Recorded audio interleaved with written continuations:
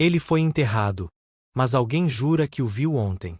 Bem-vindo ao Fio Silencioso, eu sou seu anfitrião Grade. Deixe-me saber nos comentários de onde você está vindo. Eu adoraria saber. Ler suas mensagens sempre traz um sorriso. Agora, vamos desvendar esse mistério. Era uma tarde de terça-feira de perfeita simetria.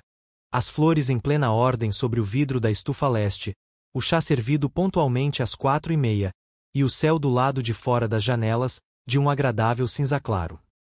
Suave mas nunca opaco. Lady Constance Marchand acabará de comentar sobre as trepadeiras de Clematis quando o lacaio apareceu com um telegrama. Ela o pegou com um leve franzir de lábios. Telegramas não eram seu estilo. Muito abruptos. Muito mecânicos. Ela só o abriu porque, infelizmente, esperava más notícias. Seu irmão, Sanrugo Marchand, havia falecido na semana anterior, e os preparativos para sua homenagem a forçaram a receber todo tipo de interrupção. Seus olhos examinaram a mensagem. Então se estreitaram. Avistei Hugo Marchand em Street. Pancras às 15 horas de hoje. Certeza. G. Bryce.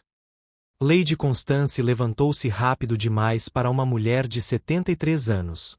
O leve bater de sua xícara de chá na mesa assustou sua sobrinha, Iris, que ergueu os olhos do bordado. Tia? Perguntou Iris cautelosamente. Lady Constance não respondeu.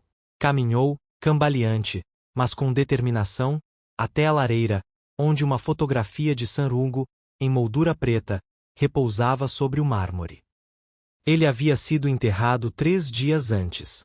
Foi da polícia? Perguntou Iris. Não. A voz de Lady Constance baixou, não em volume, mas em peso. É de um homem que conheço apenas vagamente. O Sr. James Bryce. Um velho conhecido de Hugo dos tempos das Índias Orientais. Não falo com ele há anos.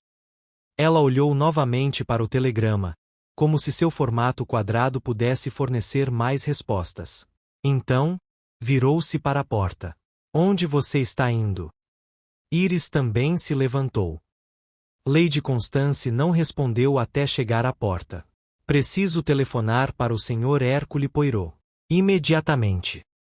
Naquele momento, do outro lado de Londres, o já mencionado detetive belga estava sentado em sua poltrona, num apartamento de ordem impecável e de uma limpeza indescritível, admirando o arranjo de um vaso de dálias brancas. Ordem, como ele costumava dizer, era a chave para tudo. Ordem nas flores. Ordem no comportamento humano. Desordem? Sempre suspeito. Poirot acabará de recusar um convite para um jantar que, segundo lhe fora avisado, envolveria ostras. A verdade era que ele não tinha interesse em obrigações sociais que não exigissem dedução. Então, quando o telefone tocou e a senhorita Lemon entrou para dizer que Lady Marchand estava na linha com um assunto de certa urgência sobre um homem morto que pode não estar morto, o bigode de Poirot se ergueu com intriga.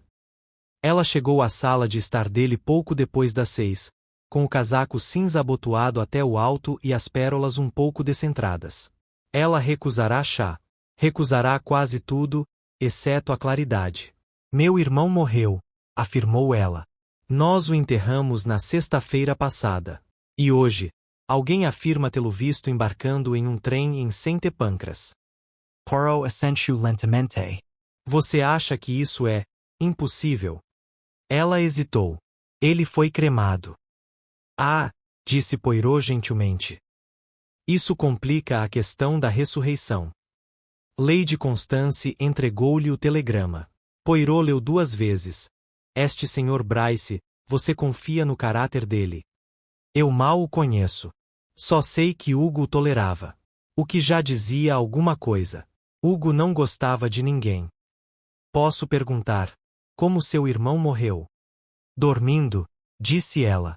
Sem suspeita de crime. O médico assinou o atestado. Ele tinha 75 anos, e seu fígado estava, bem, digamos que não era um modelo de virtude. Poirot assentiu. E, no entanto, o homem foi visto embarcando num trem. É o que parece. Você tem uma fotografia do seu irmão? Ela fez um pequeno retrato. Poirot estudou o rosto anguloso, o nariz fino, os olhos como tinta afiada. E quem estava presente na sua morte? Apenas seu criado, Gregory Finch. um homem de intelecto decepcionante, mas de total discrição. Ele estava sozinho em casa? Não. A Iris e eu também estivemos aqui. O Hugo morou conosco nos últimos anos. Poro tambarilu odido no telegrama. Lady Marchand, preciso fazer mais uma pergunta. Perdomi-se for indelicado. Perguntar. Você quer que seu irmão ainda esteja vivo? Ela sustentou o olhar dele. Sua resposta foi seca e cortante como aço. Desejo a verdade, M. Poirot. Sempre desejei. Quer ela chegue num caixão ou num vagão de trem, eu a receberei da mesma forma. 2 horas depois, Poirot estava sob as abóbadas de ferro da estação Center. Pancras, onde uma névoa fina envolvia os tornozelos dos passageiros que aguardavam. Ele consultou o relógio. 20h02. Ele não viera esperando ver Hugo Marchand. Não. Poirot era preciso demais para entreter fantasmas. Mas o que ele esperava era encontrar algo estranho. E de fato encontrou. Um porteiro, com o rosto vermelho e as mãos como tijolos, lembrou-se de um cavalheiro que se encaixava na descrição de Marchand naquele dia. Mas havia mais.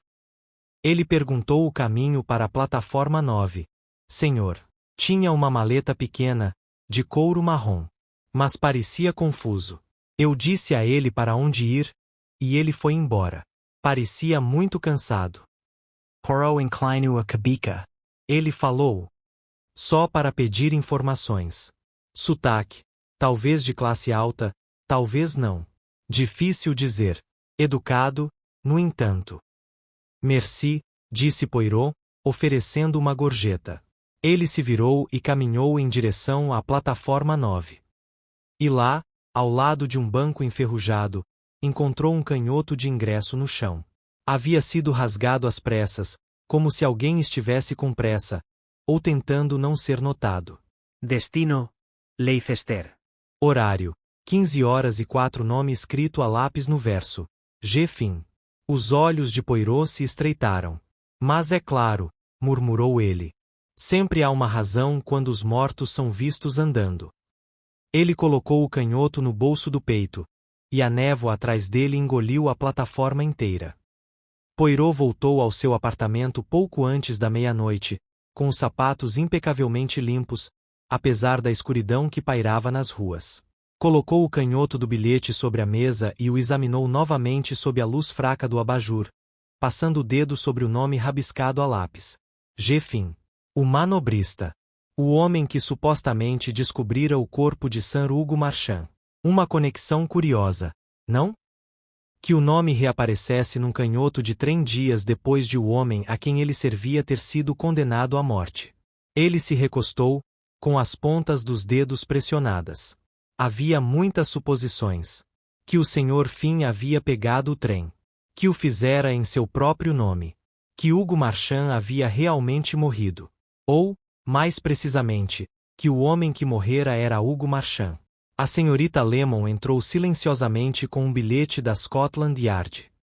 O superintendente Spence havia respondido ao pedido anterior de Poirot pelo certificado de cremação e pelos registros de óbito.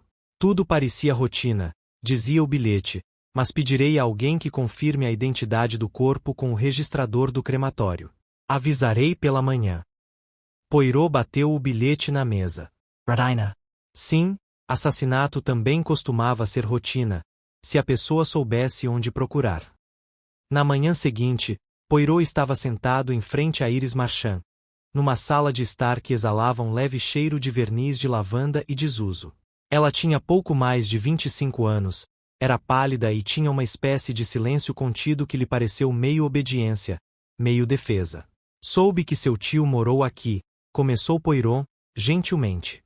Posso saber quanto tempo durou esse acordo? Há pouco mais de 5 anos.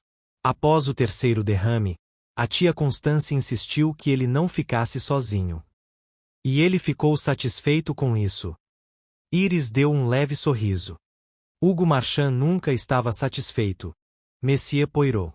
Ele tolerava. Houve atrito. Houve silêncio. Ele e minha tia mal se falavam.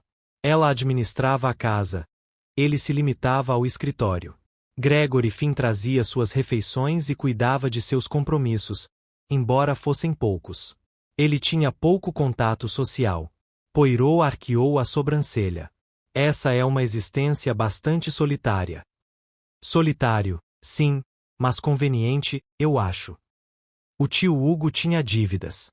A tia Constance nunca as reconheceu em voz alta, mas ela as pagou. Dívidas. Poirot inclinou-se para a frente. De que tipo? Jogos de azar, eu acho. Cavalos, principalmente. Sempre se falava em investimentos que deram errado, mas ouvi o suficiente ao longo dos anos para entender melhor. E o Sr. Finn, ele era um servo leal. Ela hesitou. Ele era adequado, subserviente, mesmo quando tratado com frieza. Mas ele era estranho. Estava sempre onde você menos esperava, escutando do lado de fora. Minha tia descartou isso como ansiedade. Mas eu vi algo diferente. Poirot assentiu, fazendo uma pequena anotação mental. Você se lembra da manhã em que seu tio faleceu? Iris engoliu em seco. Claro. Era cedo, antes das 7. O Sr. Finn o encontrou. Tia Constance chamou o médico. Eu não tinha permissão para vê-lo. Disseram que era melhor eu me lembrar dele vivo. Mas você estava na casa? Sim, no quarto oeste. Poirot e observo atentamente. Seu olhar era firme, embora seus dedos se agitassem na barra da saia. Você ouviu algo incomum? Uma porta batendo. Às 6:30. Mas estamos com ventos fortes. Not a maze. Ele se levantou então, oferecendo um sorriso cortês. Obrigado, mademoiselle. A senhora foi muito prestativa. Quando Poirot entrou no corredor, encontrou a própria Lady Constance, parada perfeitamente imóvel ao pé da escada, como se estivesse esperando ou ouvindo. Você está satisfeito? Ela perguntou sem preâmbulos. Nunca fico satisfeito até que o assunto seja resolvido, madame. Mas começo a ver as formas se formando sob o tecido. Você acha que a Iris está escondendo alguma coisa? Poirot balançou a cabeça. Não, Lady Marchand. Mas acredito que outra pessoa esteja. Ela o observou por um instante. Então o senhor precisa falar com o advogado. Sr. Arnold D.N. Ele esteve aqui 3 dias antes da morte de Hugo. Eles discutiram. Sobre o quê? Eu não estava a par. Mas foi desagradável. D.N. saiu visivelmente agitada. Meu irmão se trancou no escritório e não falou com ninguém pelo resto do dia. Poirot inclinou a cabeça. Onde posso encontrar esse Sr. D.N.? Cavendish Row, Kensington. Um escritóriozinho miserável em cima de uma tabacaria. Mas ele é discreto e antiquado. Hugo confiava nele muito mais do que em qualquer um de nós. Poirot fez uma anotação, pediu licença e saiu da residência dos Marchands sem mais delongas. A Cavendish Row era tão sombria quanto anunciava. Tijolos cinzentos, janelas amareladas e uma escada que rangia como algo saído de um romance de terror.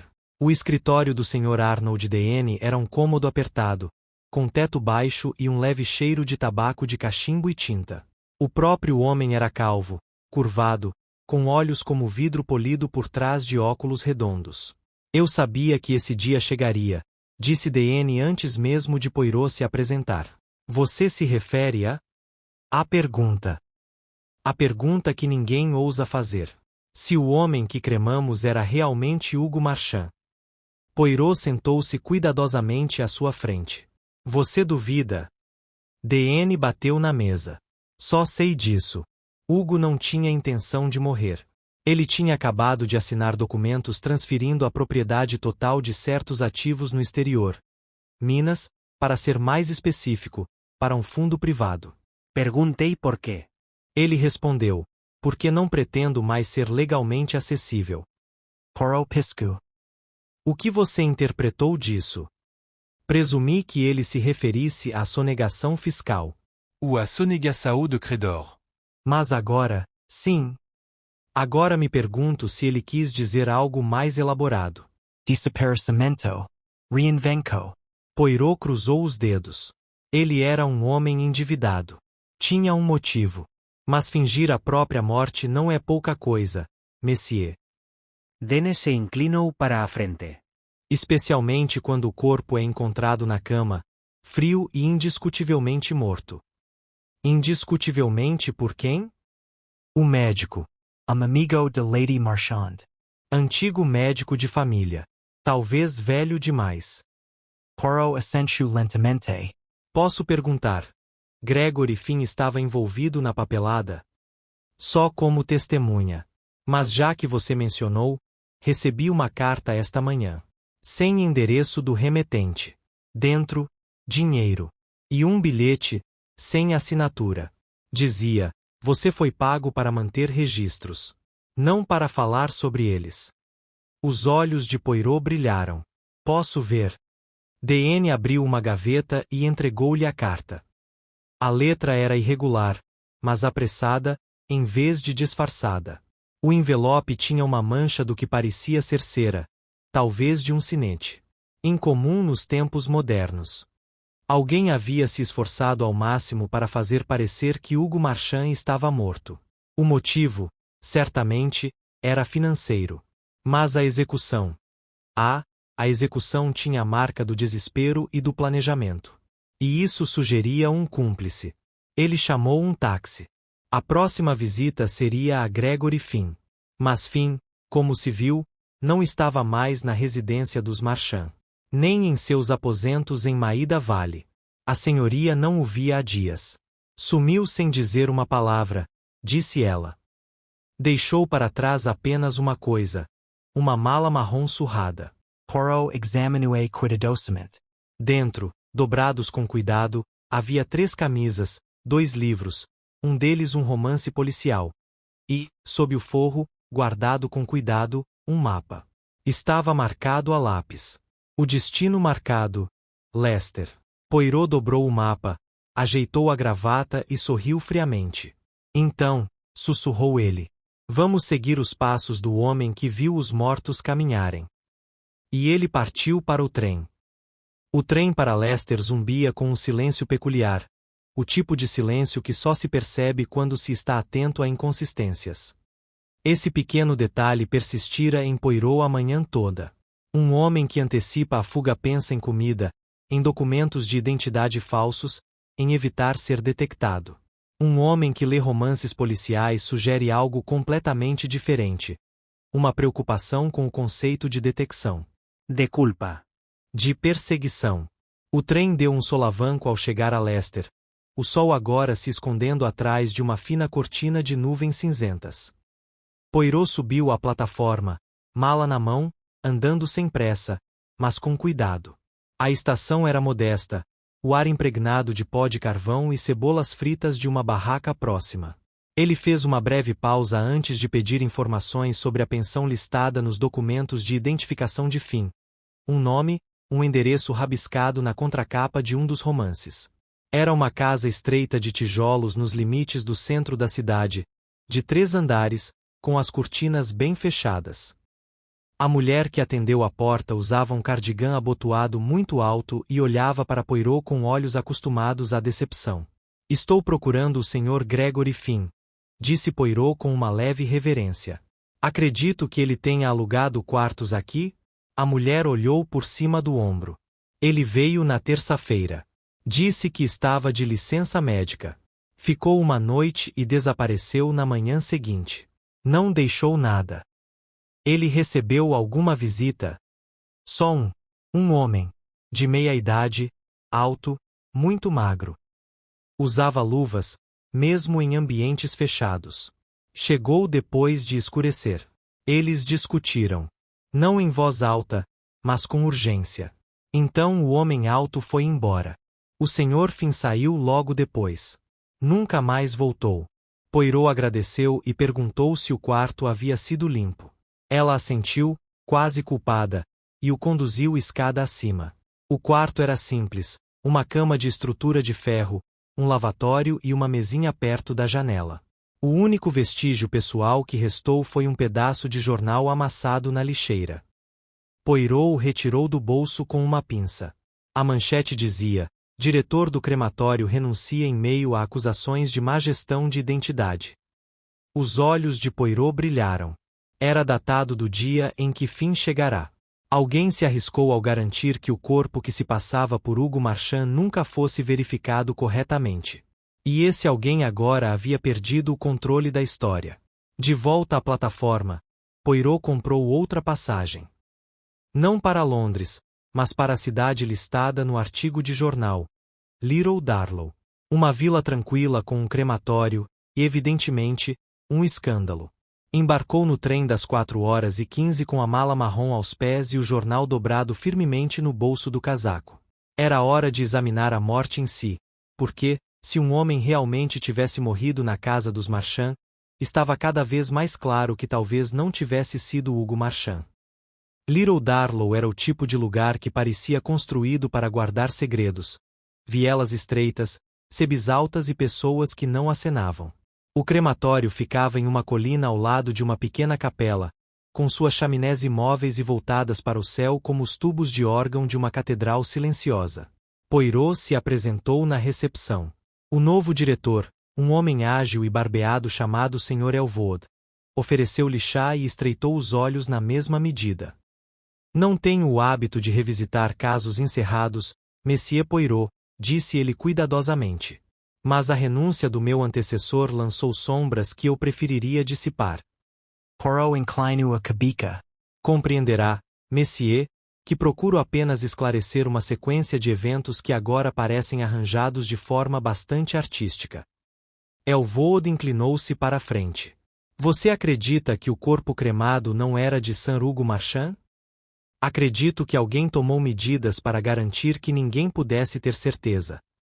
Elwood hesitou. Então, pegou um livro-razão de uma gaveta trancada. Eu mesmo revisei os registros. O corpo foi recebido sob o nome de Sir Hugo Marchand, na manhã do dia 6. Entregue em uma van particular. Nenhum familiar presente. Assinado por um homem chamado Gregory Finn. Nenhum documento de identidade com foto fornecido. Apenas um atestado do Dr. Lennox, confirmando a causa da morte como natural. Poirot examinou a vagina. E o corpo, você o viu? Não.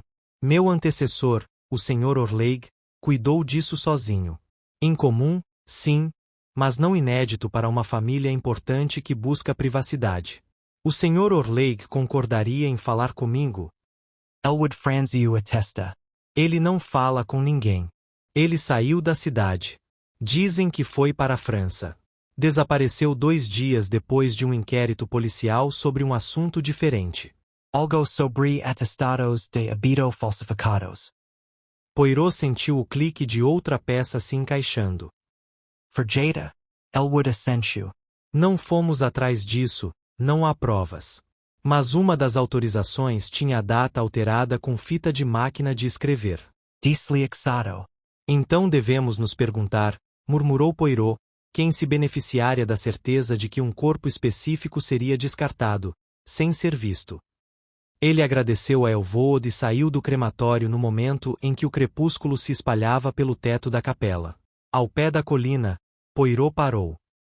Alguém havia forjado uma morte. Mas a falsificação tinha que ser perfeita. Só que não era. Gregory Finn ou sabia que era imperfeita ou fora chantageado para participar. De qualquer forma, ele havia fugido, e outra pessoa o seguiu. O homem com luvas. Os pensamentos de Poirot voltaram-se para Iris Marchand. Algo em suas respostas ainda o incomodava. Não pelo conteúdo, mas pela facilidade. A maneira como ela descrevera Gregory Finn como estranho, indigno de confiança, mas também inofensivo. Era uma contradição.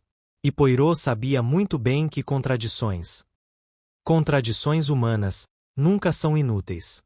Ele retornou a Londres naquela mesma noite, em vez de descansar, dirigiu-se a uma pequena biblioteca nos arredores de Bloomsbury. A bibliotecária o conhecia bem o suficiente para não perguntar por que ele procurava os registros da Companhia das Índias Orientais de 1899. O nome James Bryce apareceu 6 vezes em relação a rotas comerciais e em um breve escândalo envolvendo rubis brutos. Curioso. Mais curioso ainda. O nome de Hugo Marchand apareceu no mesmo escândalo. No entanto, Iris disse que seu tio havia tolerado Bryce. Poirot bateu na mesa. Em seguida, pegou o telegrama da maleta de Lady Constance. Avistou Hugo Marchand em Street Pancras. E assinou J. Bryce. Por que enviar o telegrama se o avistamento tinha sido genuíno? Por que chamar a atenção para um homem que talvez estivesse tentando não ser visto? A menos que o telegrama não tivesse sido um aviso, mas uma armadilha. Poirot voltou para seu apartamento depois da meia-noite, com o casaco úmido de neblina e a mente girando mais rápido que uma roleta.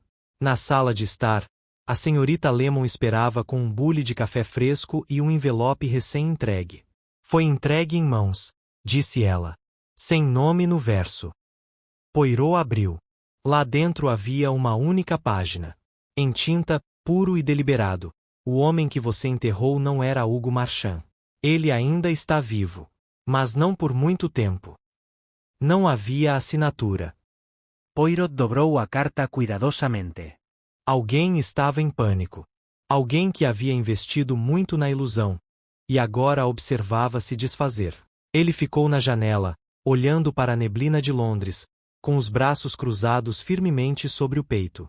Mademoiselle Lemon, disse ele suavemente, arrume minhas coisas. Estamos voltando para a casa dos Marchand. Ele se virou então, com os olhos afiados como navalhas.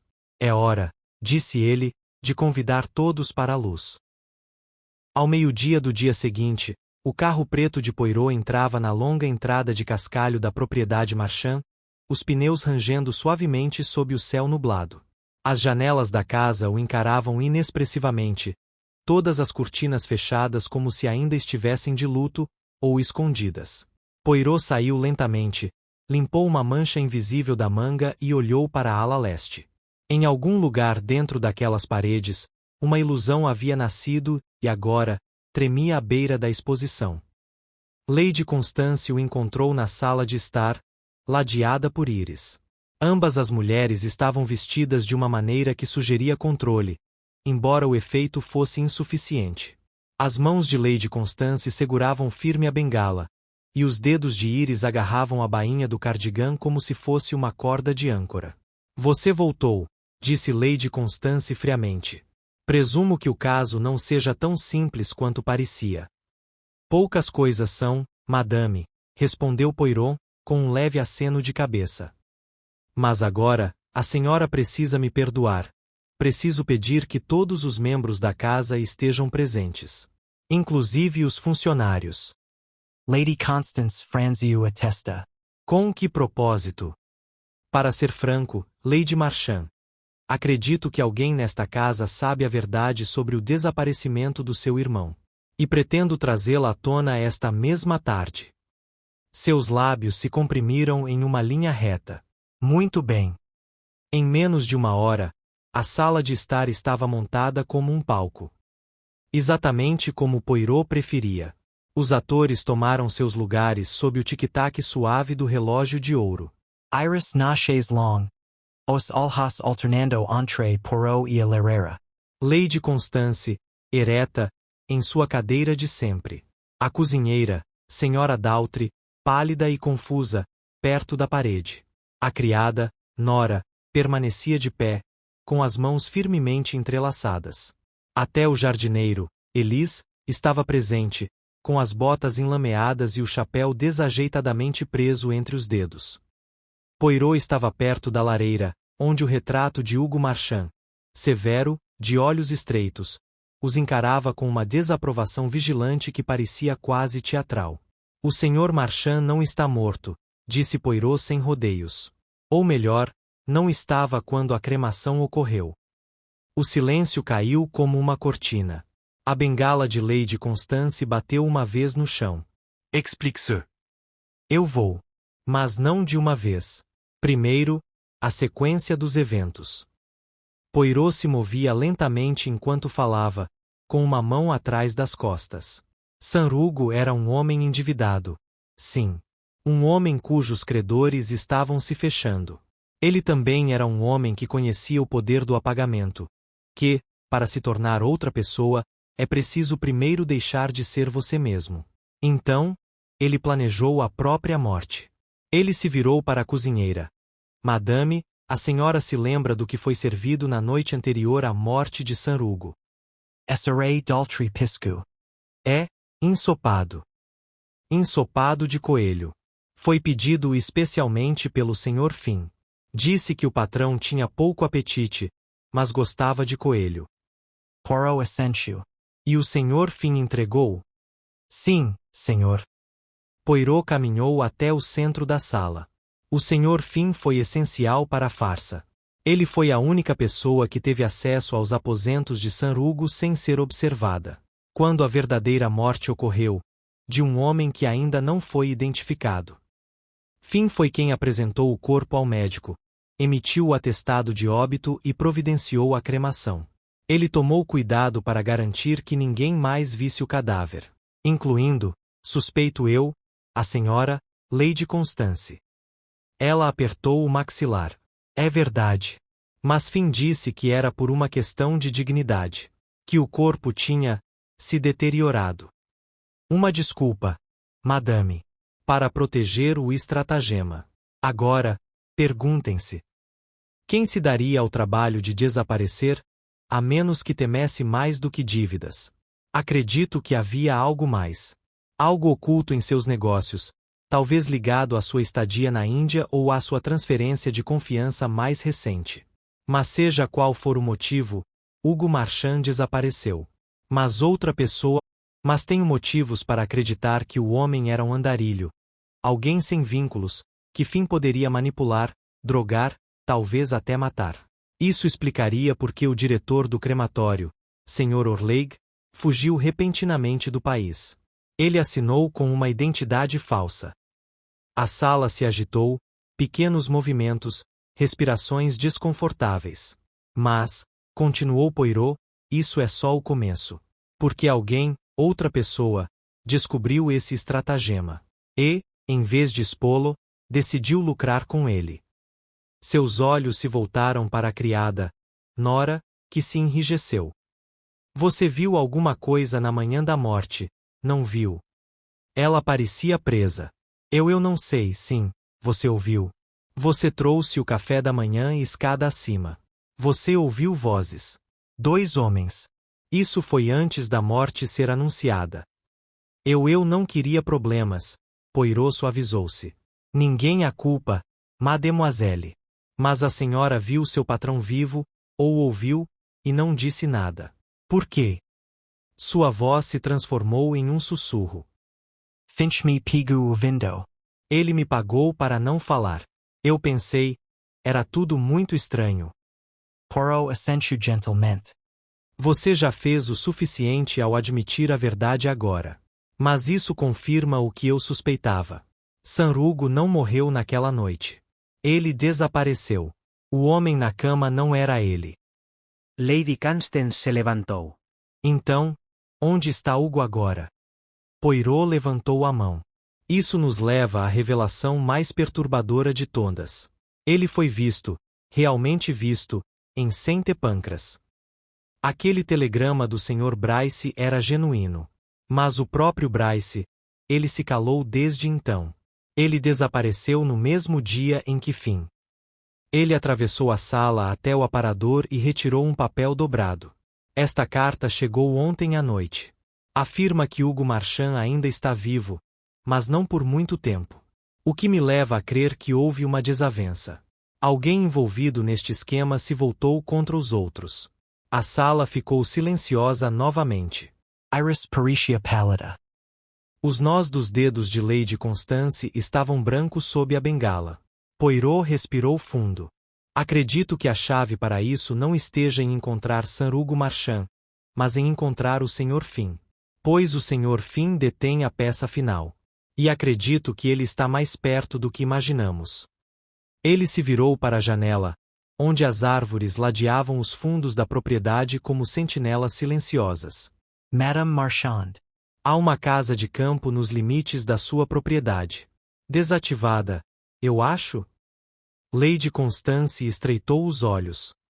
Sim. Pertenceu ao jardineiro. Ninguém toca nele há anos. Poirot assentiu uma vez. Então acho que devemos vasculhar. Juntos. Eles cruzaram os terrenos da propriedade em uma procissão lenta, Poirot na liderança, Lady Constance ao lado e os outros seguindo, em silêncio, exceto pelo vento. A casa parecia pequena e torta sob as árvores. Sua porta estava entreaberta. Poirot parou na soleira da porta. Se alguém escolheria um lugar assim para se esconder, ou para abrigar outra pessoa, seria alguém que temesse ser descoberto, mas que precisasse de proximidade.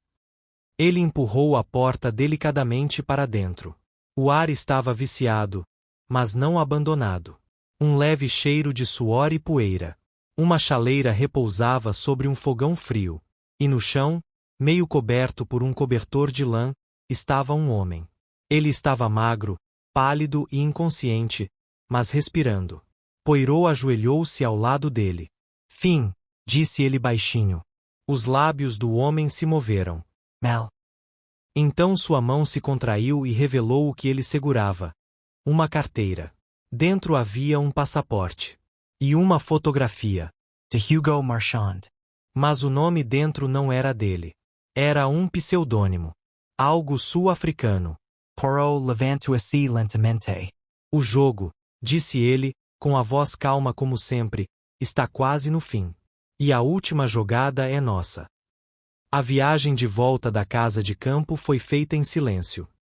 Poirot sentou-se ao lado do inconsciente Gregory Finn, na traseira do automóvel da propriedade, com uma das mãos levemente apoiada na carteira ainda quente da palma do homem.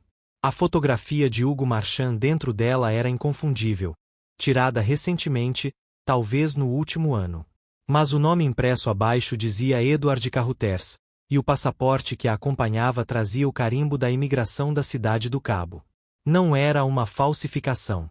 Poirot reconhecia uma falsificação quando a via. Aquilo era algo ainda mais perturbador.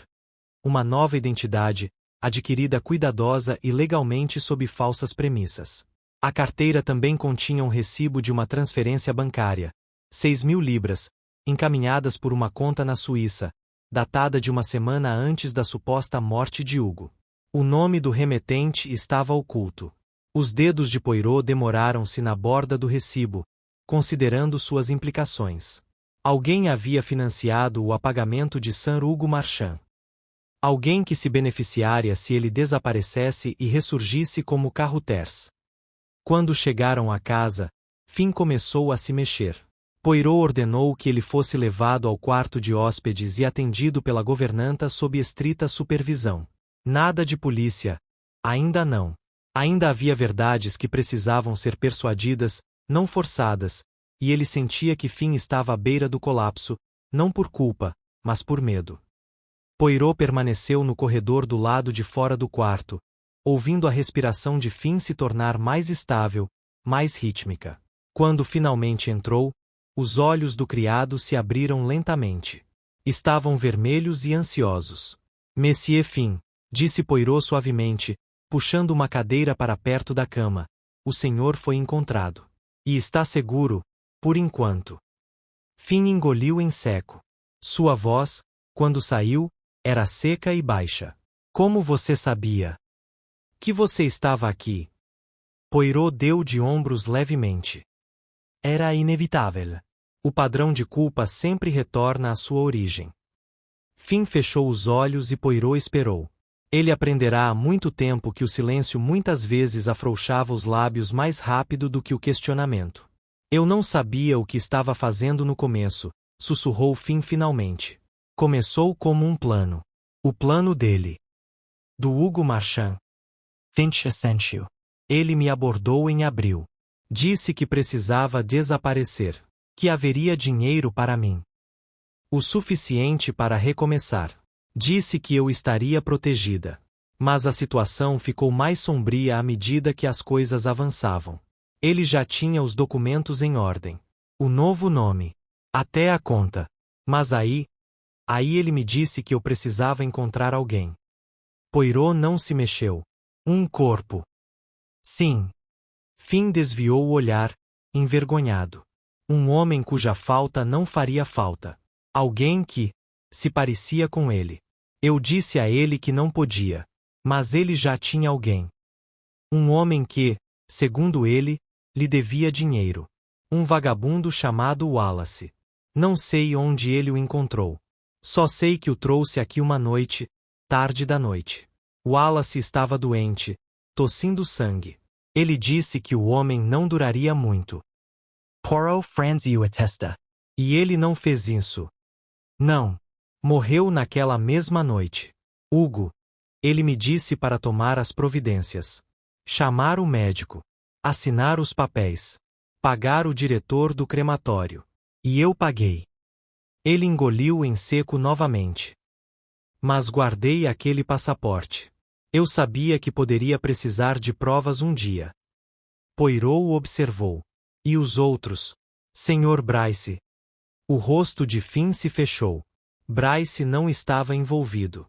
Ele viu Hugo na estação. Enviou o telegrama para Lady Marchand, provavelmente pensando que era um engano. Hugo descobriu e entrou em pânico. Ele disse que Bryce precisava ser tratado. Eu não entendi o que ele quis dizer. Você não viu o Sr. Bryce de novo? Não. Só ouvi falar por um contato. Que ele tinha desaparecido. Assim como Orleig. Poirot expirou lentamente. E mesmo assim você continuou por perto. Por quê? A voz de Finch falou. Porque eu tinha medo. De Hugo. Do que ele poderia fazer se achasse que eu o havia traído. Mas também, porque eu não sabia mais o que era certo. Ele me disse que todos ficariam melhor sem ele. Que Lady Constance perdoaria as dívidas. Que ninguém sofreria. Poirot se levantou. O senhor estava errado, Sr. Finn. Todo mundo sofre com uma mentira. Principalmente aqueles que tentam conviver com ela. Ele saiu da sala sem esperar por uma resposta. A senhorita Lemon ficou do lado de fora, como se antecipasse a conclusão. Peça para alguém alertar as autoridades, por favor, disse Poirot. Mas discretamente. O Sr. Finn não representa mais perigo. Mas outra pessoa representa. No final da tarde, Poirot chamou Lady Constance, Iris e Elise, o zelador, ao escritório. O ar estava carregado de expectativa. Ninguém falou. Poirot moveu-se lentamente para o centro da sala, com uma expressão indecifrável. Acabei de falar com o Sr. Finn. Ele confessou ter participado de um esquema para falsificar a morte de Sir Hugo Marchand. O homem cremado não era seu irmão, Lady Marchand, mas um homem chamado Wallace. Um forasteiro, conhecido por nenhum de nós. Constance não disse nada. Os nós dos dedos dela estavam brancos, pressionando a bengala. Hugo providenciou isso. Ele adquiriu uma nova identidade, desapareceu da Inglaterra e pretendia nunca mais voltar. Mas algo mudou. Ele retornou a Londres sob o nome de Carruthers, provavelmente para finalizar a questão, talvez para garantir mais fundos. E foi então que ele foi visto. Poirot andava lentamente. Iris pergunta Bixinho. Poirot fez uma pausa. Ainda desaparecido. Mas não por muito tempo. Ele se virou para Elise. Senhor Elise, o senhor está na propriedade há muitos anos. Conhece cada canto dela. Eu perguntaria. Alguma coisa lhe pareceu estranha nas últimas semanas? Ellis se mexeu. Houve movimentação no celeiro de armazenamento inferior. Um dos cadeados mudou. Eu não o coloquei lá. Poirot virou-se para Lady Constance. Posso ficar com a chave daquele prédio? Não tem nenhuma, disse ela, com a voz tensa. Está sem uso. Então vamos quebrar a fechadura. Atravessaram a propriedade em silêncio. O sol começava a se pôr atrás das árvores, projetando longas sombras no cascalho. O celeiro ficava na extremidade oposta da propriedade, baixo, com dobradiças enferrujadas e paredes de pedra desgastada pelo tempo. Eli sacou um alicate de corte, e após um momento de luta, o cadeado cedeu com um estalo metálico. Porou empurra a porta lentamente. Lá dentro, a luz era fraca. Poeira pairava no ar. E perto do fundo, encostado em uma caixa, estava um homem. Vivo. Mas por pouco. Era Hugo Marchand. Seu rosto estava macilento, o casaco rasgado. Um lenço ensanguentado jazia no chão ao seu lado. Ele tentou falar, mas apenas tossiu. Poirot ajoelhou-se ao lado dele. Sanrugo, disse ele calmamente. Parece que o plano não saiu como planejado. Os olhos do homem se abriram bruscamente, reconhecendo a voz. Ele murmurou. Ela sabia. Poirot se aproximou. Quem diria? Seus lábios mal se moveram. Iris. Então ele desmaiou. Poirot levantou-se lentamente, estreitando os olhos. Atrás dele, Iris estava parada na porta, a um passo do celeiro. Seu rosto estava pálido. O que ele está dizendo? Ela perguntou, rápido demais. Poirot não respondeu. Ele olhou para ela por um longo e deliberado momento. Então, finalmente, ele murmurou. Precisamos conversar, mademoiselle. E acho que o tempo para cortesias chegou ao fim. Poirot não esperou que Iris respondesse. Passou por ela em direção ao crepúsculo, com uma expressão indecifrável, os passos precisos como sempre, embora o peso do que acabará de acontecer parecesse se fixar nas linhas de seu rosto como uma sombra se aprofundando. Atrás dele, Elise e Lady Constance estavam de pé sobre a figura caída de Hugo Marchand, murmurando com urgência enquanto o jardineiro enrolava um cobertor nos ombros do homem e se preparava para chamar um médico. Poirot já havia concluído que Hugo sobreviveria, por enquanto. Mas não era mais a saúde de Hugo que o preocupava. Era o que ele havia sussurrado. Iris. Poirot suspeitava. Havia algo em seu tom desde o início, comedido demais, polido demais para alguém imersa em um mistério tão íntimo. Sua dor fora silenciosa, silenciosa demais. Não havia amargura, confusão, nem lampejo de emoção não resolvida por um homem com quem convivera por 5 anos. Mas, mais do que isso, era a precisão sutil, porém arrepiante, com que descrevera Gregory Finn. Não por ressentimento, mas com o distanciamento calculado de alguém que controla uma narrativa. Ela o seguiu, com a voz serena, quase gentil. Senhor Poirot, o que exatamente meu tio disse? Poirot parou na beira do caminho do jardim, virando-se para encará-la de frente. A senhora o ouviu, mademoiselle. Ele disse o seu nome. Não com confusão. Com clareza. Acho difícil de acreditar. Ele está delirando, não é? Não. Ele está assustado. E o medo esclarece. Ele destila a verdade do caos. Poirot inclinou a cabeça. Você não vai protestar? Não vai perguntar o que ele quis dizer? Ela hesitou. Presumo que você ache que eu tive algo a ver com o desaparecimento dele.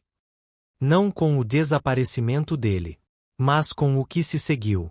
Acredito, Mademoiselle Iris, que seu papel neste caso não começou. O crepúsculo começava a se abater sobre o céu, envolvendo a casa em um silêncio melancólico. Dentro das paredes de vidro, as clematis se curvavam para cima como se estivessem ouvindo. Acredito, começou Poirot baixinho, que você descobriu o plano cedo.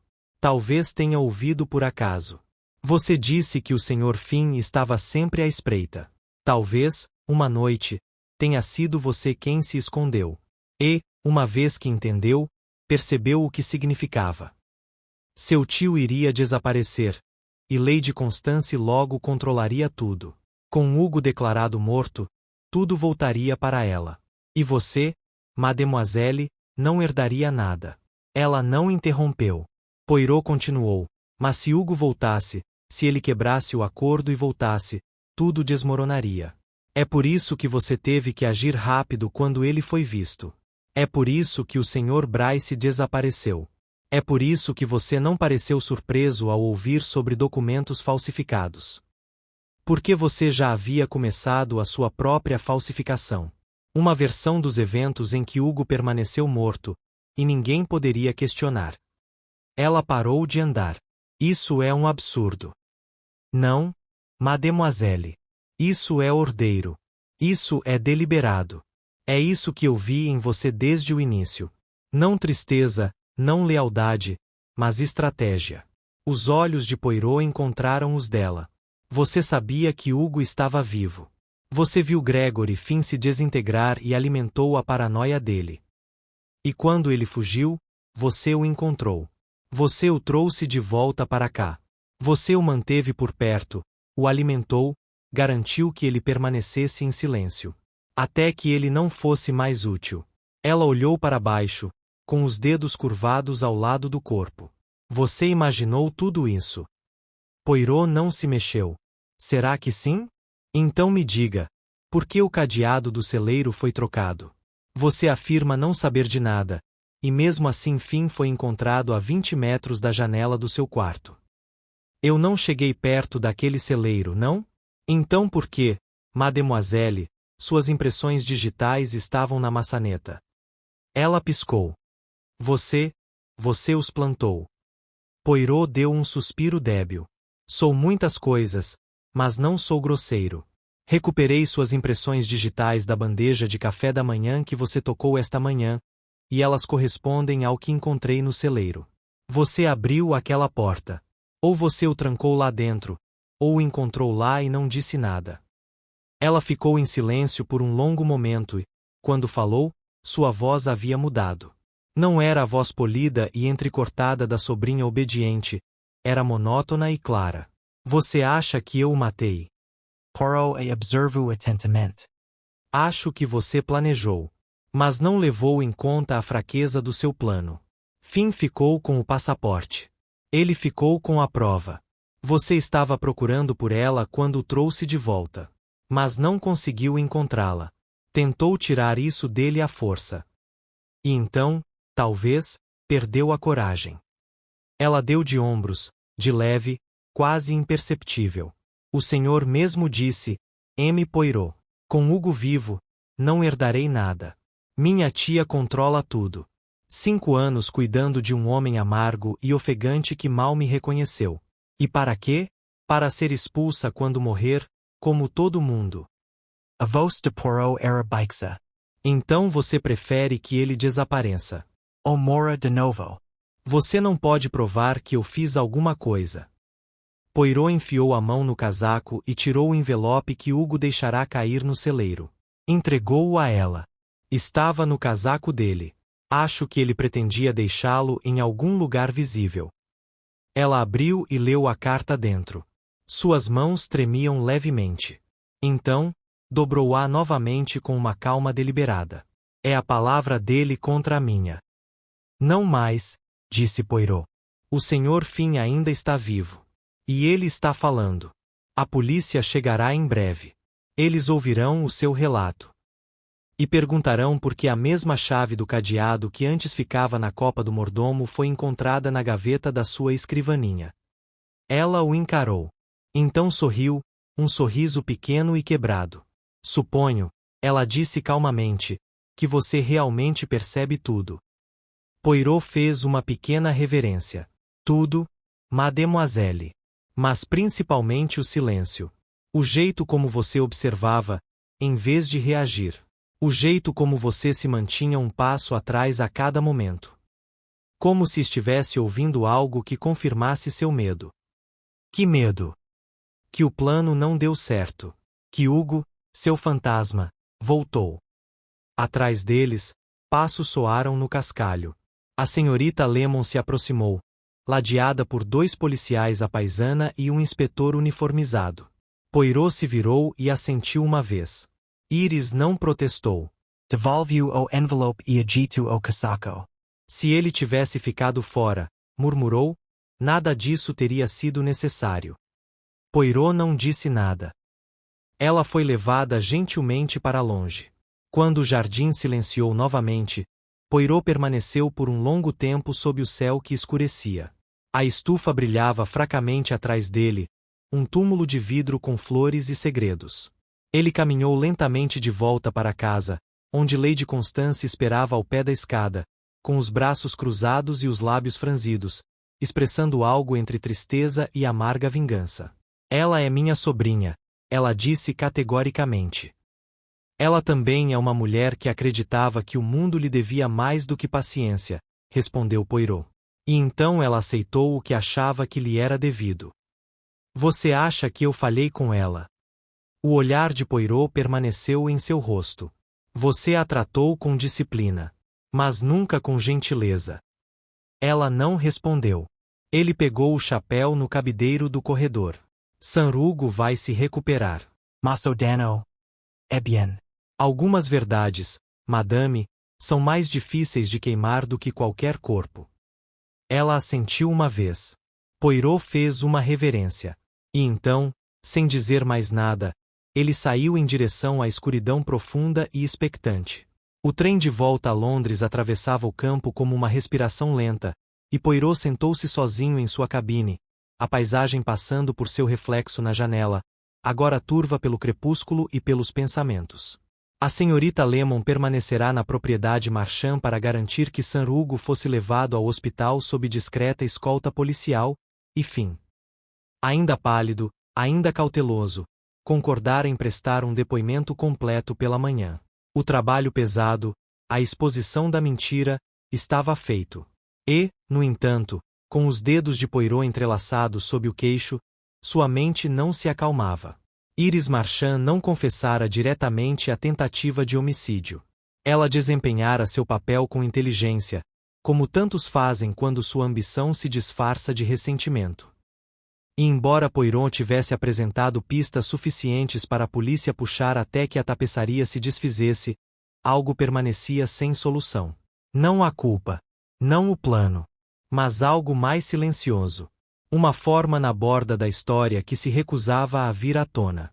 Enquanto o trem sibilava em Charing Cross, Poirot pegou seu casaco, sua mala e a carta que Hugo Marchand escrevera, mas nunca enviará.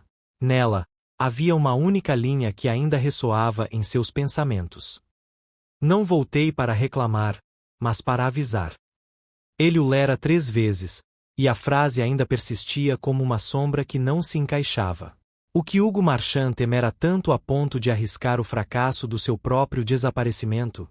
De volta ao seu apartamento, Poirot preparou chá e ficou parado perto da janela, observando a luz do lampião tremeluzir na calçada molhada lá embaixo. Londres tinha seu próprio tipo de silêncio, denso e inquieto. Uma cidade cheia de observadores. De segredos sempre à flor da pele. Ele retornou à sua mesa e desdobrou o outro item que Finn havia entregado durante o interrogatório. Um pequeno caderno, encadernado em couro preto rachado. Era uma espécie de diário, entradas curtas na letra angulosa de Hugo, rabiscadas ao longo de 3 meses. A maioria era enigmática. Transações, nomes codificados, observações sobre rotas de viagem. Mas uma entrada, a 3 páginas do final, estava sublinhada 2 vezes. JB quer sair. Diz que está sendo seguido. Eu disse para ele esperar. Mas ele vai desistir se pressionado. Preciso ficar de olho na Constance. Ela sabe mais do que deixa transparecer. Iris, não tenho mais certeza. Se descobrirem a transferência, tudo desmorona. Poirot leu o trecho 3 vezes. Depois, mais uma vez em voz alta, com a voz suave no silêncio da sala. Ele digitou o nome lentamente. J.B. James Bruce. O homem que supostamente vira Hugo em Saint Pancras. O homem que desaparecera dias depois, presumivelmente silenciado. Mas Bryce não estava trabalhando contra Hugo. Bryce estava envolvido em alguma coisa. A peça que faltava não era apenas o fato de Hugo ter forjado a própria morte, era o porquê. Dívida era uma desculpa. Vaidade, um motivo. Mas isso tinha nuances. Havia uma transferência envolvida. Uma financeira. E alguém além de Iris sabia disso.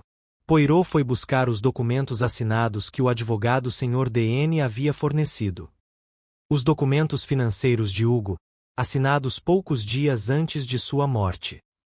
Eles haviam transferido a propriedade de certos ativos no exterior, nomeadamente um conjunto de direitos de mineração, para um fundo fiduciário. Ele folheou até encontrar o nome do beneficiário secundário do fundo. Senhora Constance Marchand. Não, Iris. Poirot permaneceu imóvel. Então, estendeu a mão para o telefone. O advogado atendeu no quarto toque, com a voz entrecortada e seca. Monsieur D.N., disse Poirot, o senhor me disse que Hugo transferiu seus bens no exterior para um fundo privado dias antes de sua morte. Sim, está correto. Não houve menção à sobrinha dele, apenas a Lady Marchand. Correto. Totalmente correto. A Iris não foi incluída. Então, senhor, permita-me uma última pergunta. Quem teria mais a perder se Hugo tivesse revelado que a confiança foi abusada? D.N. ficou em silêncio. Então, finalmente, disse lentamente. Você acredita que alguém redirecionou esses ativos? Acredito, disse Poirot calmamente, que alguém temia a exposição muito mais do que Hugo temia o desaparecimento. Alguém que poderia ter usado a névoa de uma morte para encobrir uma transferência para o próprio nome. Mas quando Hugo voltou, quando voltou para avisar, era tarde demais. Poirot desligou e levantou-se lentamente, a figura agora clara. Não, Iris. Não totalmente. Ela tinha visto a oportunidade. Mas o primeiro dominó já havia caído antes. Mais fundo. E foi impulsionado por Lady Constance. Ele não retornou à propriedade imediatamente. Ele esperou. Na manhã seguinte, a notícia chegou ao apartamento. Lady Constance Marchand morreu dormindo. O médico, chamado às pressas, relatou insuficiência cardíaca. A polícia, alertada discretamente, não encontrou sinais de crime. Poirot recebeu a notícia com o silêncio grave que merecia. Mas seus olhos se estreitaram ao reler o telegrama. Algo no timin. Algo na simetria. Mais tarde naquele dia, a senhorita Lemon retornou da propriedade com uma caixa, lacrada e sem identificação. Entregue a ela pouco antes do falecimento de Lady Constance, endereçada a Poirot. Dentro, uma carta escrita à mão com letra fina e precisa. Senhor Poirot, você não é bobo, e é por isso que enviei isto. A esta altura, você já deve ter descoberto o fundo. Saberá que eu o assinei. Saberá também que a intenção era proteger Iris, não puni-la. As dívidas de Hugo eram inesgotáveis. Eu não podia permitir que ele nos arrastasse para a ruína. Arranjei o que pude e, quando suspeitei que ele planejava voltar, soube que a verdade viria à tona. Mas nunca foi meu desejo ver a garota destruída. Apenas preservada. Iris nunca teve estômago para sangue. Mas para a ambição, sim. Poirot dobrou a carta e colocou-a sobre a lareira. Então a cortina caiu. Lady Constance orquestrara a transferência da confiança, provavelmente sob coação ou engano, e usará o desaparecimento planejado de Hugo para completar o redirecionamento. Ela sabia que ele poderia um dia retornar. E quando isso aconteceu, ela se antecipou ao escândalo. Com uma finalidade silenciosa. Iris, entretanto, desempenhou seu próprio papel. Acreditando, talvez, que ela era a arquiteta, quando ela era apenas uma herdeira das escolhas de outras pessoas. Poirot estava na janela, observando a chuva londrina começar a cair. Mais uma apresentação concluída. Mais uma verdade por trás da verdade revelada. A justiça, pensava ele, era muitas vezes algo complexo. Nem sempre servida pelos tribunais. Nem sempre pura. Mas, às vezes, encontrava seu próprio e estranho equilíbrio. Ele se virou da janela, pegou seu chapéu e murmurou para ninguém em particular. Ordem, sempre ordem. Mesmo na decepção, ela persiste. E com isso, ele apagou a luz. 3 dias se passaram. A chuva cobria Londres como um xale pesado, e Poirot, embora aparentemente tranquilo, percorria seu apartamento com uma inquietação que a senhorita Lemon reconheceu imediatamente. Ele reorganizava um vaso a alguns centímetros, depois o afastava. Alinhava seus livros em ordem alfabética, De novo. Observou por longos períodos a carta lacrada que Lady Constance havia deixado, como se ela pudesse se mover sob seu olhar e revelar mais do que sua confissão final. Mas não aconteceu. Ele havia amarrado os fios. Sim. O engano, o desaparecimento, as manobras financeiras, a ganância, o orgulho e a culpa. Tudo havia sido levado em conta. Lady Constance havia desviado a riqueza de Hugo para seu controle, possivelmente para proteger Iris, possivelmente para se proteger. Iris havia agido em interesse próprio, sim, mas sem pleno conhecimento nem total malícia. E, no entanto, algo ainda pressionava os limites dos pensamentos de Poirot. Era a phrase de carta de Hugo. A única linha que ele sublinhou naquele apertado diário de couro. Preciso ficar de olho na Constance. Ela sabe mais do que deixa transparecer. E ainda assim foi seguido por uma segunda frase.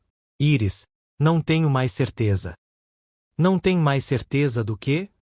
Poirot abriu o caderno novamente, os dedos lentos e deliberados. Seus olhos seguiram o trecho rabiscado, buscando o contexto. 2 páginas depois, ela disse que cuidaria disso. Que eu deveria ficar quieto. Mas ela não entende o que está por vir.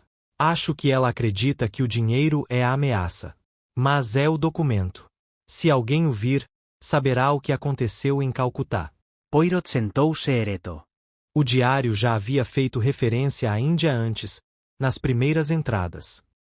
Nomes casuais, iniciais, menções a investimentos. Mas isso era diferente. Não era mais financeiro. Era um legado. Ele pegou a pasta que a senhorita Lemon havia reunido com recortes e registros. Tudo relacionado aos anos de Hugo Marchand no exterior. O escândalo na Índia estava praticamente enterrado, mas havia rumores.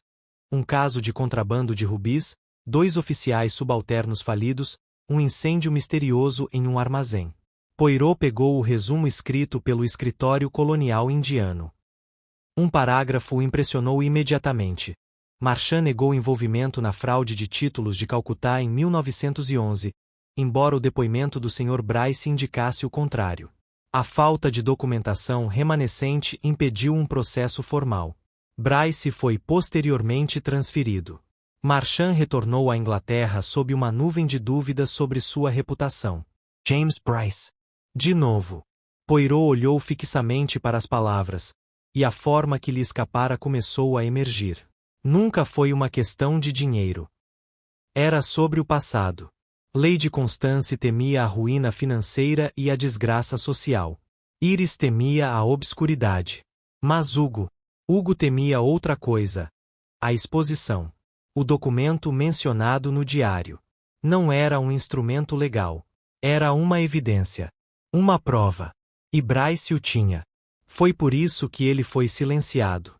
Poirot levantou-se rapidamente e pegou o telefone. A Scotland Yard confirmou o que já suspeitava. O corpo de Bryce não havia sido encontrado. Apenas uma mala na estação Paddington com seu crachá, deixada em um banco. Nenhuma passagem de bagagem. Nenhum corpo. Nenhum avistamento desde então. Não silenciado. Escondido. Em menos de 1 hora, Poirot estava em um táxi voltando para a propriedade de Marchand. A polícia havia encerrado a investigação após a morte de Lady Constance e a cooperação de Iris com o inquérito. Sir Hugo recebeu alta do hospital sob supervisão, e Finn entrou em prisão preventiva formal. Mas Poirot não tinha vindo prender ninguém. Não agora. Ele veio fazer a última pergunta que ninguém mais pensou em fazer. Ao chegar, Iris o cumprimentou na escada. Seu rosto estava abatido, mas sereno.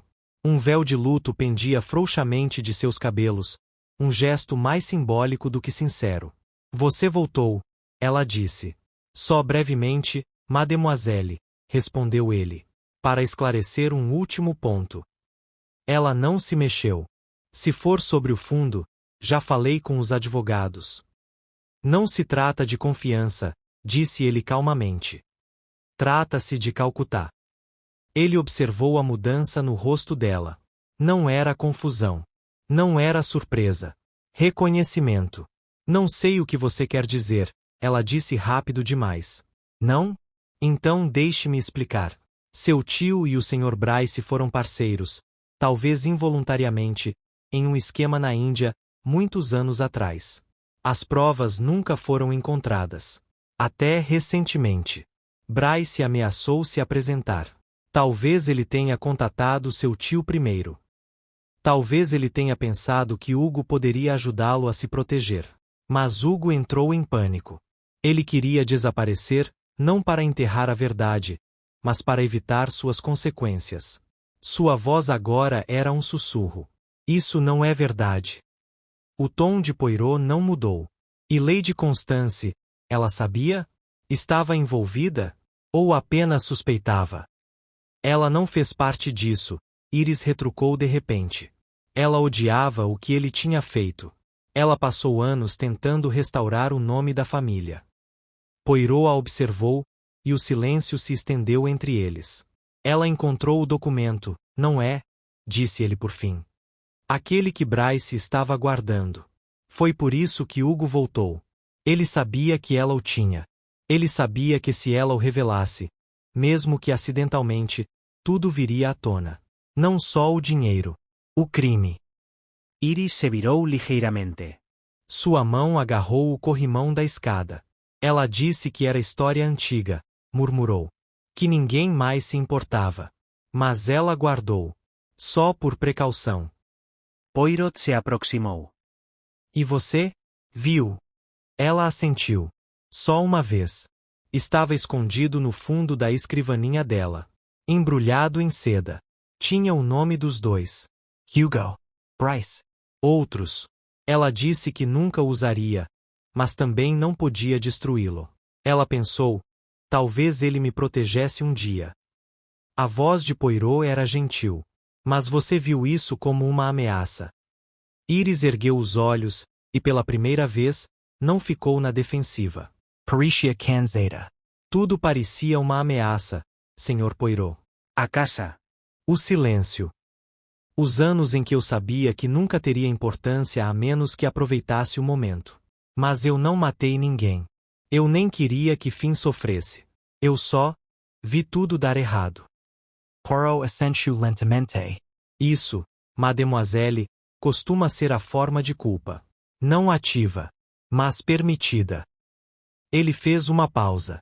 E o documento? Ela hesitou. Desapareceu. Destruído. Ela desviou o olhar. Poirot não insistiu mais. Ele sabia. Algumas verdades não precisaram de assinatura para sobreviver. Elas ecoaram, mesmo nas cinzas.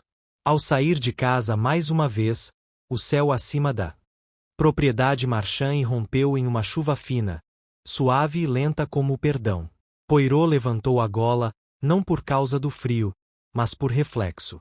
No táxi, ele estava sentado em silêncio, com as luvas no colo.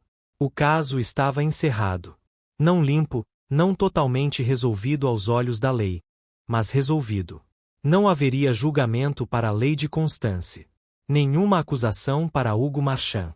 Nenhuma confissão de Iris. Mas a verdade se revelara, como sempre, em camadas. E ele, Hercule Poirot, apenas ouviu. Quando ele voltou ao apartamento, as lâmpadas estavam acesas e a senhorita Lemon já estava em sua mesa, preenchendo anotações com a precisão de um cirurgião.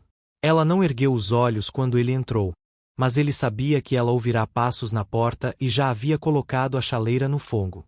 Ele tirou o casaco, colocou o chapéu no gancho e foi até a janela. Está terminado, ele disse suavemente. A senhorita Lemon simplesmente assentiu.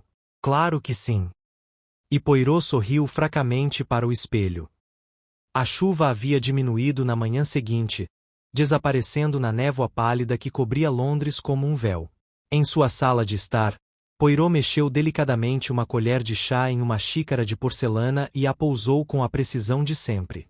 A senhorita Lemon, que nunca exagerava na importância, pigarreou baixinho da escrivaninha ao lado da lareira. Há uma visita, M. Poirot. Ele virou a cabeça levemente. Esperado. Ela balançou a cabeça uma vez. Não exatamente. Mas talvez inevitável. Ele assentiu. Então mande-os entrar. A porta se abriu momentos depois, revelando Gregory Finn. Seu terno estava mais folgado em seu corpo do que dias antes, mas ele se movia com mais firmeza, o chapéu respeitosamente mantido ao lado do corpo, a expressão ainda grave, mas não mais assombrada. Poirot gesticulou para a cadeira à sua frente. O senhor está seguro, senhor. Os guardas designados para vigiá-lo foram muito discretos. Finn sentou-se sem cerimônia. Dizem que serei inocentado das acusações. Eventualment. Eles estão certos. Embora você tenha que responder a pergunta sobre fraude de identidade e ocultação de uma morte. Mas não acredito que a prisão esteja no seu futuro. Finn expirou, os ombros ligeiramente caídos. Eu não vim em busca de absolvição. Vim porque tem algo que eu não disse. Achei que não importava. Mas agora acho que pode importar. Poirot ergueu as sobrancelhas delicadamente. Por favor. Iris, começou Finn, depois fez uma pausa. Acho que ela nunca quis machucar o Hugo. Não de verdade. Mas algo aconteceu na noite anterior ao seu retorno à propriedade. Suspeito que o documento em questão implicava os dois. Sim, eu vi.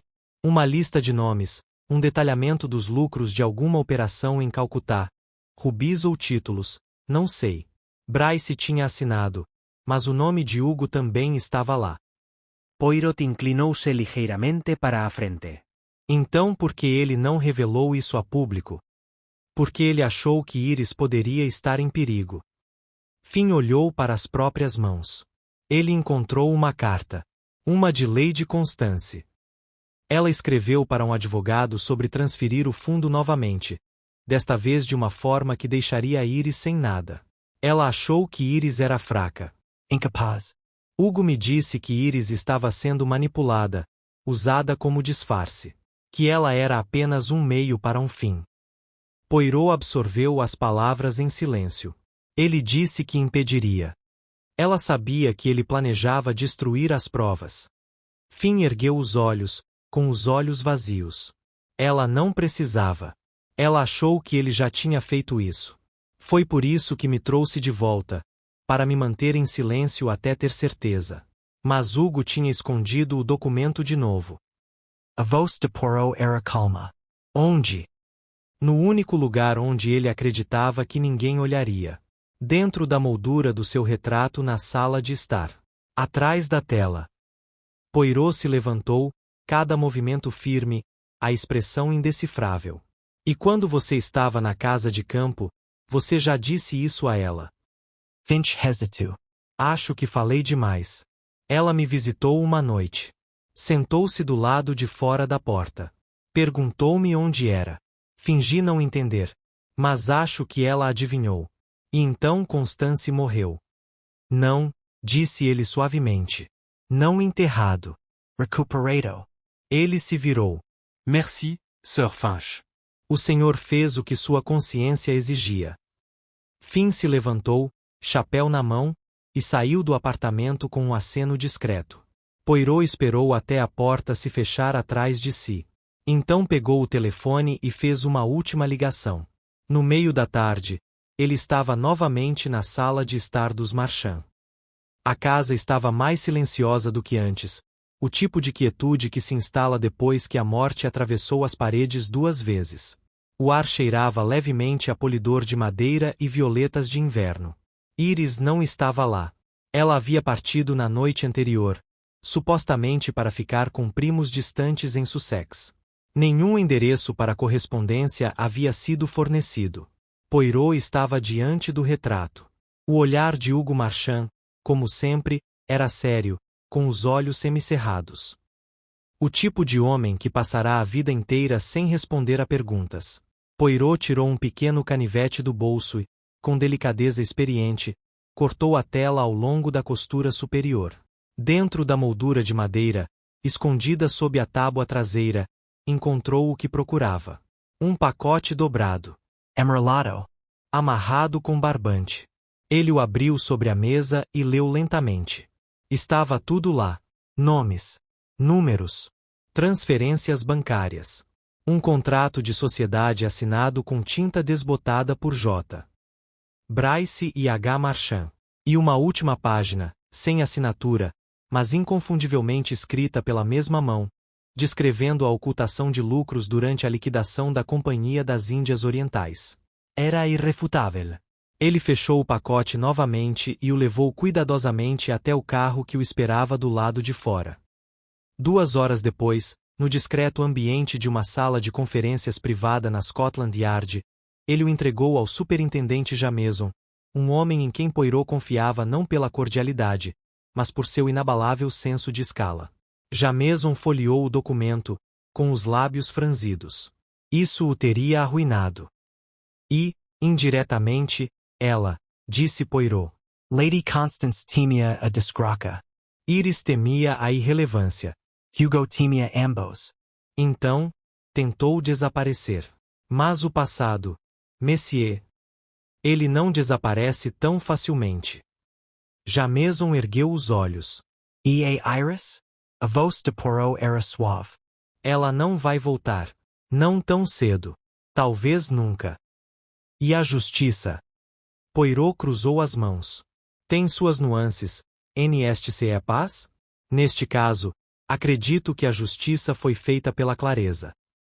Ele se levantou, ajustou os punhos e pediu licença. Naquela noite, em seu apartamento, Poirot devolveu o pacote lacrado de Marchand a uma pequena caixa de ferro sob o assoalho, atrás de sua estante. Não para escondê-lo, mas para colocá-lo em algum lugar onde não se perdesse novamente. Assim que ele fechou a caixa, a senhorita Lemon entrou silenciosamente com a correspondência da noite. Entre as cartas, uma estava sem remetente. Poirot abriu por último. Dentro havia uma única folha de papelaria. Eu nunca fui inocente, M. Poirot. Mas também não fui o arquiteto. Todos nós somos ensinados a sobreviver, alguns de nós com mais crueldade do que outros. Talvez um dia o nome Marchand signifique algo melhor. Eu sou. Poirot leu-o 2 vezes. Depois, guardou-o na gaveta da escrivaninha. A chuva voltou por volta da meia-noite, batendo suavemente nas janelas como um relógio dando corda para trás. E Hercule Poirot, sozinho e completamente desperto, sentou-se na quietude que se segue ao fim de um quebra-cabeça, nem triunfante, nem pesaroso. Apenas preciso. Como sempre. A manhã chegou com um céu pálido, sem cor e frio, o tipo de manhã que se pressiona contra as janelas sem oferecer calor. Poirot estava sentado em sua poltrona de sempre, vestido impecavelmente como sempre, tomando sua tisana com mais deliberação do que bom gosto. O caso estava, em todos os sentidos formais, encerrado. A polícia tinha o que precisava. As mentiras foram sendo desvendadas, uma a uma, até que a verdade permanecesse exposta como osso. E, no entanto, ele permaneceu, imóvel e introspectivo, como se esperasse por uma nota que ainda não havia tocado. A senhorita Lemon chegou com um bloco de notas novo e um olhar mais curioso do que preocupado. Ela o conhecia há tempo suficiente para perceber quando algo permanecia sem solução. Tenho uma carta para você, disse ela, colocando-a sobre a mesa. Entregue em mãos. Sem postagem. Poirot olhou para o envelope. A letra era inconfundível, angular, firme, impressa profundamente no papel. Era de Sir Hugo Marchand. Ele o abriu lentamente. O conteúdo era breve, mas não menos significativo por sua brevidade. Senhor Poirot, disseram-me que você é a razão pela qual fui encontrado vivo, e talvez a razão pela qual ainda não fui arruinado. Devo-lhe um tipo de gratidão que não costumo demonstrar. Mas escrevo agora não como agradecimento, mas com um último aviso. O passado que você revelou ainda não passou. Há mais um nome, mais uma mão que moldou o que eu me tornei. Você encontrou o documento. Viu o que estava lá, mas não viu o que faltava. Uma assinatura. Uma mente maior que a minha, ou a do Bryce, ou até mesmo a da minha irmã. Olhe novamente. Você saberá pelo que não está lá. Ash. Poirot leu-o 2 vezes. Depois, uma terceira vez, mais devagar, mais atentamente. Não era um enigma. não no sentido poético. Era uma diretiva. E forçou seus pensamentos de volta ao documento em si. O registro condenatório que ele havia recuperado da moldura do retrato de Hugo. Nomes, transferências, contas falsas. E assinaturas. Mas, se Hugo falava a verdade, uma havia sido omitida. Deliberadamente. Ele foi até a caixa de ferro sob o assoalho. Destrancou-a, retirou o pacote lacrado, ainda embrulhado em oleado. Na última página, abaixo do resumo dos lucros e sua distribuição, havia de fato duas assinaturas. J. Bryce, com o longo floreio de um homem que não se incomoda com o escrutínio. H. Marchand, mais baixo, impaciente. Mas sempre havia um terceiro nome mencionado. Um homem mencionado apenas pelas iniciais, L.M. Ele examinou o livro Razão. L.M. aparecia repetidamente nas anotações ao lado das transações principais. Pagamentos indicados. Clientes sugeridos. Identificadores da Rota das Índias Orientais. Mas nenhum nome. Nenhuma assinatura. Nenhum vestígio de para onde L.M. havia ido depois que os registros terminaram. Poirot fechou o arquivo, devolveu-o à caixa e se levantou. Senhorita Lemon, disse ele calmamente, preciso fazer uma última visita.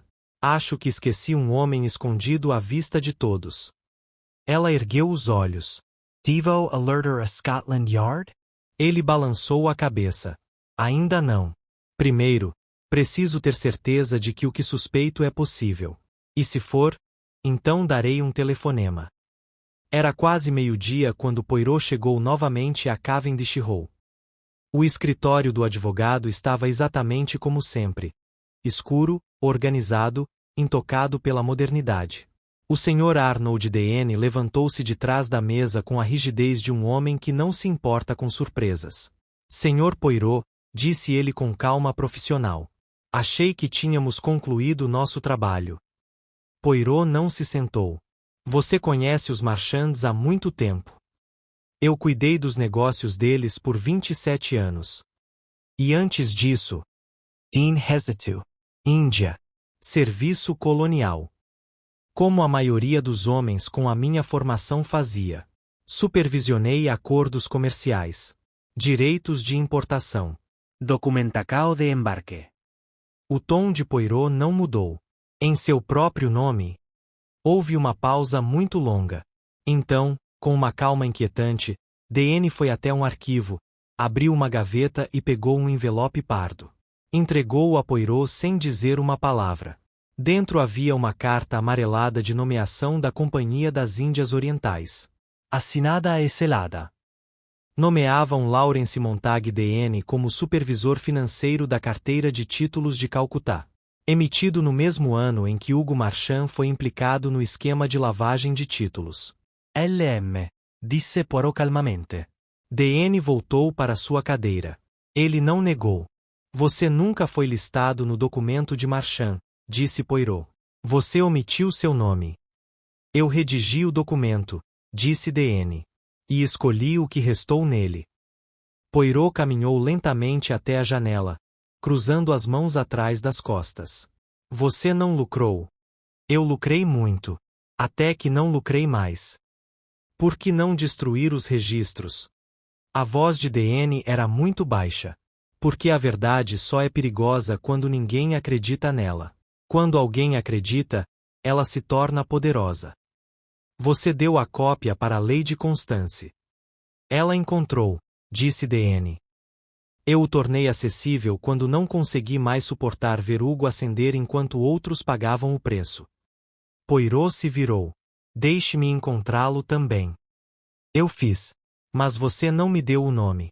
Você presumiu que tinha a situação toda. Talvez eu saiba agora. D.N. recostou-se. O que você vai fazer? Poirot ficou imóvel. Você é um homem cujos crimes estão no passado, disse ele por fim. Não há vítimas para acusar. Você passou anos enterrando o que não pode ser desfeito. Sim, disse D.N. E não peço absolvição. Não, disse Poirot suavemente. Só silêncio. A sala ficou em silêncio por um longo momento. Então Poirot curvou-se levemente. Você foi esperto.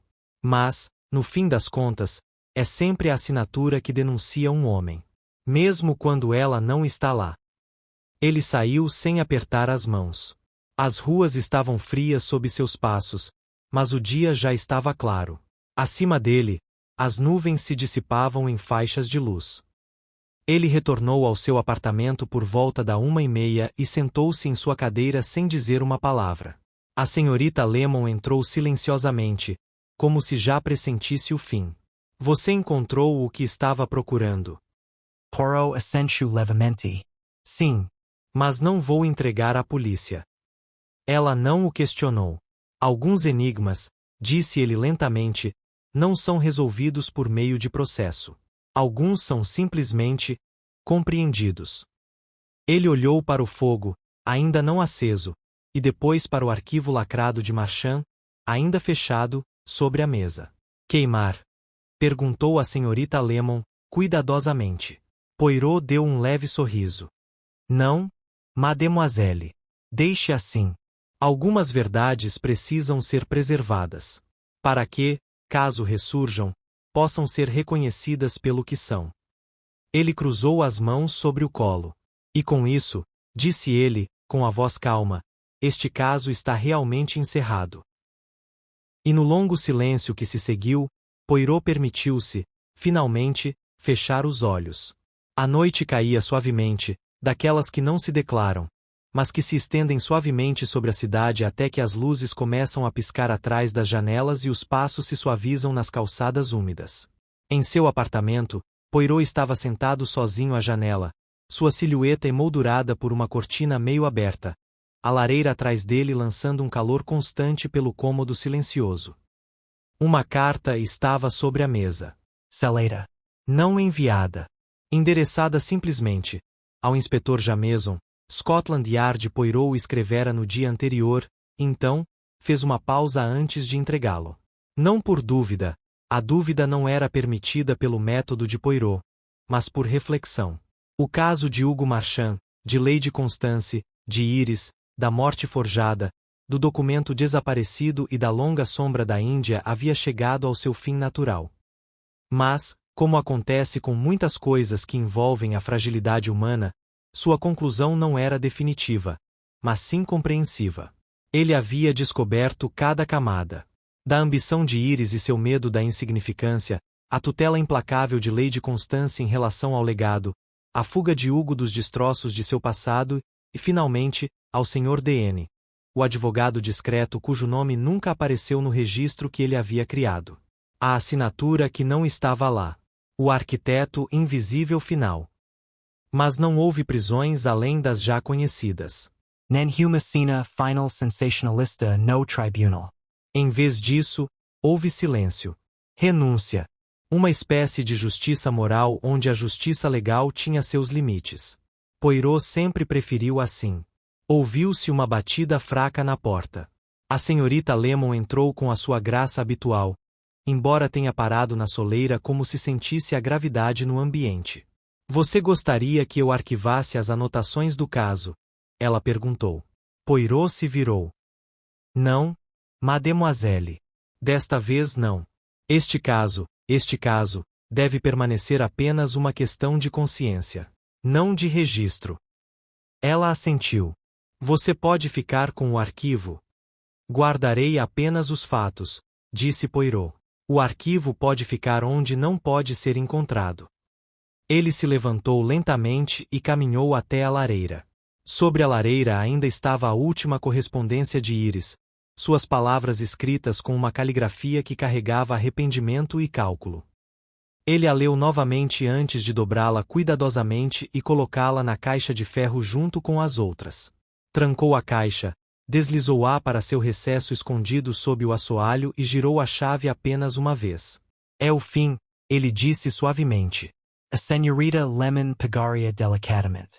Então, senhor, posso dizer que a justiça foi feita. Poirot inclinou a cabeça. A justiça, mademoiselle, disse ele, é uma coisa curiosa. Muitas vezes, é moldada não apenas pelo que descobrimos, mas pelo que deixamos permanecer enterrado. O morto que não era Hugo Marchand, não tem nome para limpar. O Sr. Bryce, ele não retornará. Mas seus papéis, e os dos vivos, foram esclarecidos. E uma vez vista, uma verdade não pode ser esquecida. Ele retornou à cadeira, apoiou as mãos levemente nos braços e permitiu que um pequeno sorriso tocasse seus lábios. Iris Marchand viverá a vida com o peso do conhecimento. Não da culpa, talvez, mas do conhecimento. Sanrugo permanecerá um homem meio sombreado pela própria covardia. Lady Constance morreu protegendo uma mentira que ela mesma se convenceu de ser um legado. E o Sr. D.N. Ele continua sendo o mais interessante de todos. Um homem que não assinou nada e, ainda assim, orquestrou tudo. A senhorita Lemon não disse nada. Poirot fechou os olhos por um momento e depois os abriu novamente. No fim, acredito, todos somos assombrados. Alguns pela justiça negada. Alguns pela justiça cumprida tarde demais. Mas, neste caso, o que estava enterrado ressurgiu, como sempre acontece. Ele se levantou e foi até a mesa. Pegou o chapéu. Ajeitou o vinco da calça. Vou dar uma volta, mademoiselle, disse ele, decidido. Esta maleta deixou poeira nos meus sapatos. Preciso entrar em sintonia com a noite. A senhorita Lemon observou partir com um leve traço de algo mais suave do que profissionalismo. Depois, voltou para sua mesa e acendeu o abajur, como sempre fazia. E quando Hercule Poirot saiu para a noite londrina, a chuva havia parado, o ar estava limpo e a verdade, finalmente, estava quieta.